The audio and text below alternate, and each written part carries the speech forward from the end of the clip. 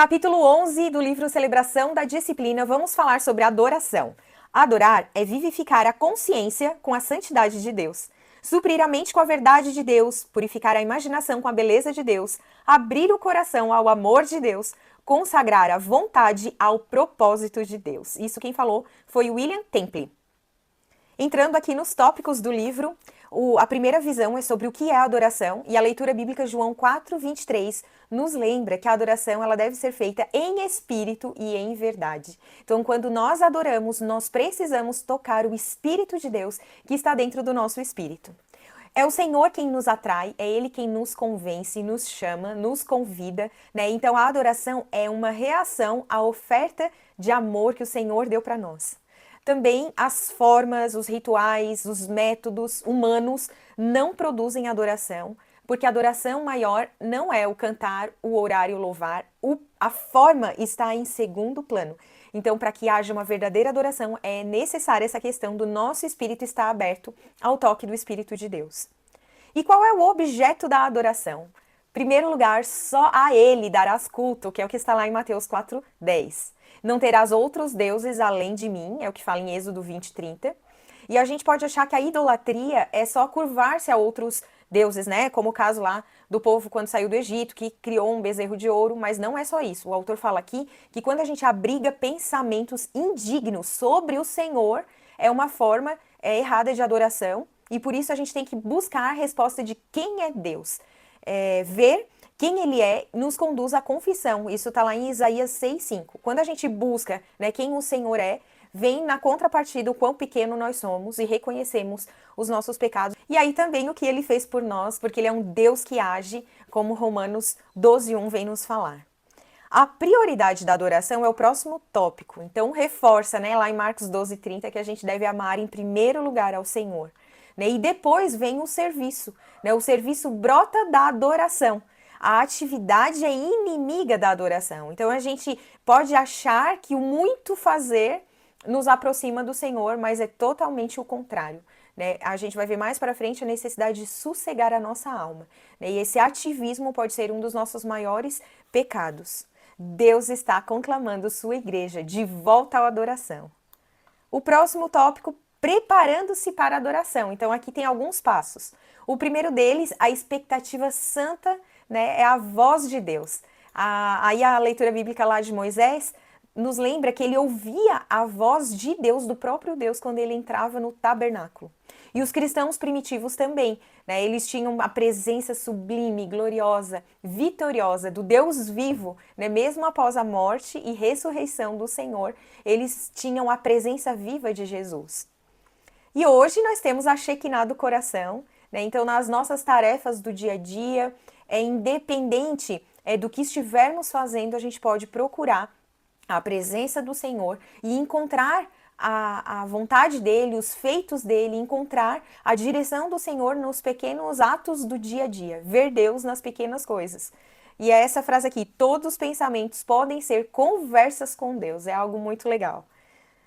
Prestar atenção, então, à voz de Deus nas coisas simples, né? Viver como herdeiro do reino, ouvindo a voz e obedecendo a sua palavra também, porque a gente não só ouve para ter conhecimento sobre a vontade do Senhor, e sim para obediência, para prática. E onde estiver dois ou mais, a atmosfera é transformada.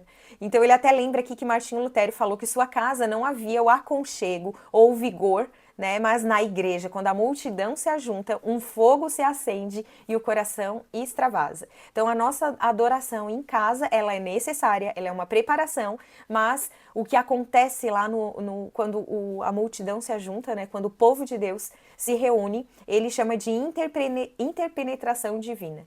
E isso é muito mais profundo e muda o ambiente. Quem é o líder da adoração? Claro que é Jesus Cristo. Ele está vivo e presente e tem como objetivo nos receber, nos santificar e nutrir.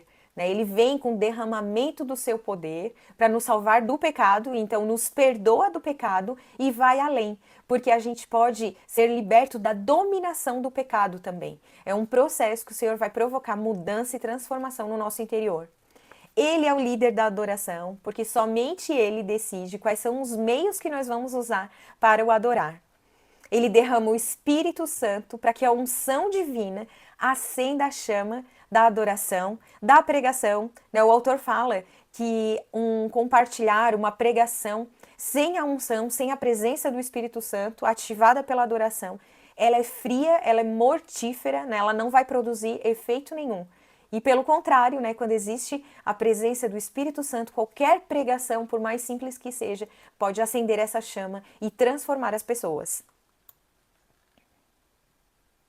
Ele também unge líderes para conduzir a adoração. Então, se por um lado ele, Jesus Cristo, é o líder, ele entra nas pessoas e faz delas líderes para que esses passos da adoração sejam seguidos. O autor apresenta algumas estradas para a adoração. A primeira delas, a gente até já falou, que é essa questão do sossego da atividade humana. Então, silenciar, prestar atenção naquilo que Deus está falando, né? Não vivermos segundo a nossa carne, mas deixar o Espírito agir por meio de nós. Ver as pessoas com amor, com a presença de coração, né? Não como máquinas, não deixar que esse dia a dia agitado, essa turbulência do cotidiano afete a forma como a gente se relaciona com as pessoas e até mesmo com Deus. Então, olhar para o Senhor e perguntar: Senhor, em cada situação que eu estou vivendo, né, o que tu faria? A segunda estrada para a adoração é o louvor, como a gente já imaginava desde o início. E aí, entre as atividades do louvor estão o cantar, o dançar, o gritar, o adorar, o falar. E ele fala aqui, o autor, que isso tudo precisa acompanhar nas três partes do ser humano. Então, o nosso corpo, ele adora, a nossa mente, então ter a presença, né, se colocar naquele momento, de forma que evitar distrações nos nossos pensamentos. E o espírito, né, deixar que as emoções, que o ambiente seja submetido ao guiar do Espírito Santo. E assim a gente pode oferecer liberdade para Deus agir na forma como Ele quer que a adoração seja feita.